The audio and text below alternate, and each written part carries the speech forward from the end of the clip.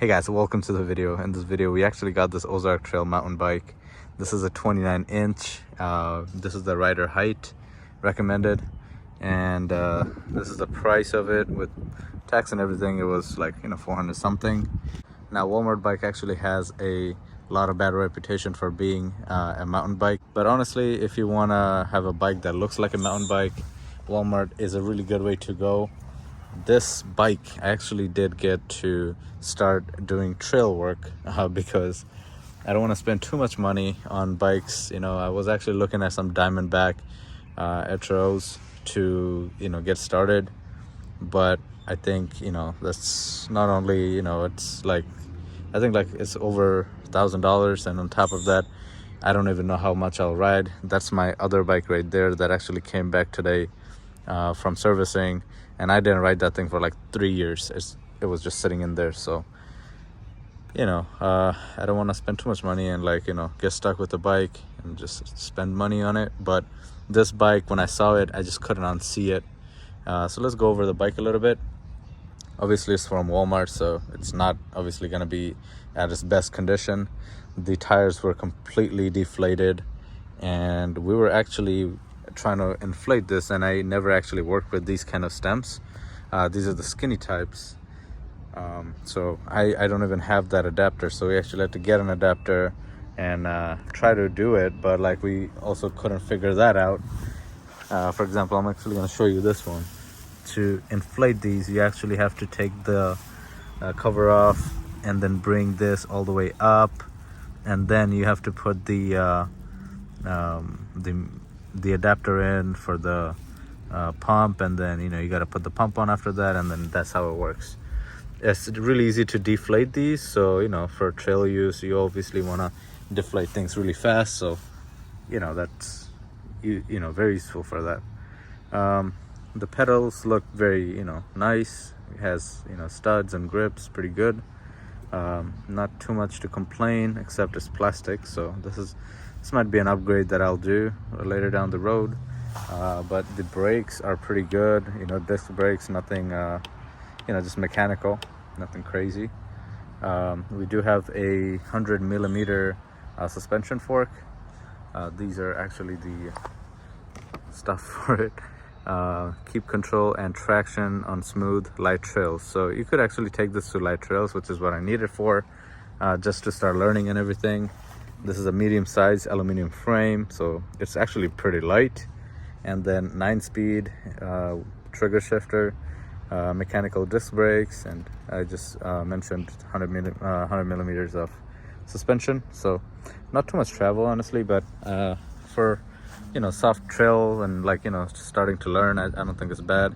This is a hard trail. We don't have a back suspension or anything, but it could take a beating, honestly. The frame looks very rigid and well welded, so I'm not really gonna complain about that. The tires look very skinny, honestly, but when I inflated them, they are huge. I think this is gonna do really good gripping on things. Now the smaller version they had, it looks exactly like this, very identical color, and with the OZARK trail writing on it, everything looks very similar, but it was $100 cheaper. The stem of that had 1 and 2 bolts, so if you guys are picking up a bike to do jump around and stuff, I highly suggest staying away from those. I actually learned this the hard way when I was a kid. I was riding a bike, that thing just came off when I was going at a really high speed.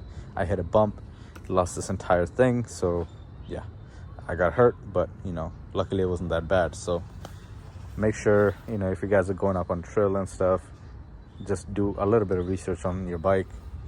It's safety is definitely should be actually #1 priority. The bar here looks very nice. It's really long. I really like that. The grips are really good. It has end caps and stuff, which probably wasn't installed properly. It's a little tilted. It's coming out a little bit, so I'll have to fix those things. Brakes are pretty good, radius brakes. We also have the shifters here. The shifter is really good. it's pretty good. And all these cables are routed through the bike, so we don't actually see any wires outside or anything. And then we have these things where you want to put your bottle holder, maybe here, maybe there's a pump that you want to carry for the tires. It's, you know, a lot of stuff here. This is for the, you know, if you want to put up a fender in the back, you know, all of that you can do. They already have things for it. You can definitely install a dropper post. So there's also, you know, holes to route the wires for that, which is really nice. They also thought about these things because, you know, this is definitely an upgrade I'm gonna be doing if I learn, you know, if I get to that advanced level. The seat here doesn't look bad at all. It looks pretty rigid and pretty nice, pretty soft. That's pretty good. Got this. I'll take this out. I actually got a LED light to replace this, so we'll replace it with that. And then, you know, beefy tires in the back too. And then we have the brakes in the back here. These are all disc brake, just like the front radius. And we also have two hook up here. I don't honestly know what this is for. Probably a kickstand, I'm assuming. That actually reminds me, this actually doesn't come with a kickstand. So yeah, I always have to, you know, do that to keep this bike upright. So, you know, that's something you might want to take a look at. Walmart, you know, assembled this, so I don't, you know, obviously it's not going to be at its best. But you know, I didn't find anything de-aligned or out of place or anything like that, so that's pretty cool. This is the derailleur. There's also a sticker here to prevent the chain from, you know, hitting this and getting the paint off of it. That's really nice addition. We also have a little logo here.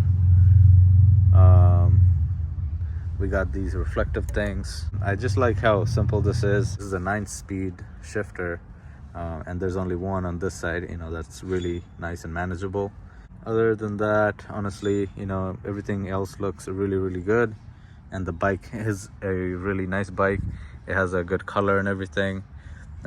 If you're gonna put dropper post, you're gonna have to basically, I showed you the routing here, from here to this thing, and then you'll basically come out of this side and then put it here somewhere maybe. So that's how that's gonna go. I'm actually gonna start learning from this, and then hopefully you know, work my way up, maybe upgrade this bike with you guys along the way. I'll put this in the bike playlist. All my bike stuff is going to be in that playlist, so if you guys want to follow up with this bike, definitely keep up with the playlist. And I'll also, you know, talk a little bit about that bike too, so you know, you guys are up to date with what I'm riding and stuff like that. But yeah, if you want to go budget and you want to start something, I think this is definitely it. I rode this thing around for a while, and two problems that I kind of knew that, you know, I was, you know, getting into. The first one I didn't really notice is the brake. Now the front one is aligned properly. I didn't really notice this properly, but the back one, see, one side is touching.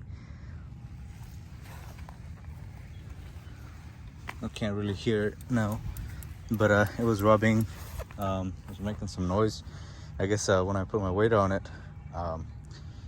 it gets worse. You could really hear the grinding noise of the brake pad rubbing on the rotor. So we're gonna have to kind of adjust this thing to get to proper shape. And the reason why I'm out of breath is the next reason.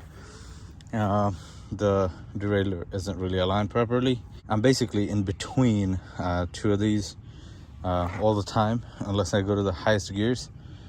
Right now I'm out of breath because of that, but if I try to go closer to the lower gears, it's you know, it's just in between and it's making noise, popping noise. So yeah, I basically have to just kind of slow down, stop, and stay at the highest gear. Not having ridden so many years, I actually forgot what the problem was. So the problem isn't at the derailleur. I actually checked. They somehow aligned that properly and every gear falls in place properly. The problem is actually here where the pedals are rotated from. there's a bearing in there that's broken, and when that happens, the pedal basically skips, and that's very dangerous if you're gonna be on the, even on the street. Honestly, I kept slipping, and you know, if you slip, you can slip on the pedal and then fall. So now we're actually getting rid of this bike for good.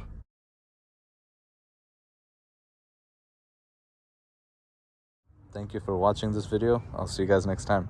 Peace.